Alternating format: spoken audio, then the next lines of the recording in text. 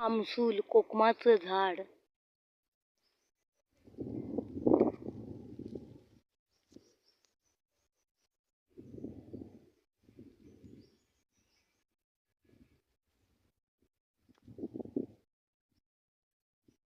ह्याला आम्ही रतांबे बोलतो.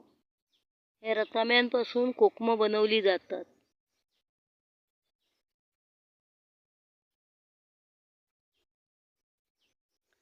आणि हे झाडावरती पिकलेले रतांबे काढून उतरून काढावे लागतात आणि ते घरी आणून धुवून साफ पुसून घ्यायचे, कापायचे, त्यातली बी काढून टाकायची आणि त्या कोकममध्ये साखर भरायची आणि साखर भरून त्याचे थर पूर्ण लावायचे आणि टोपात एकावर एक असा थर लावायचा आणि ते 3-4 ऊन सुकवायचं उन्हात.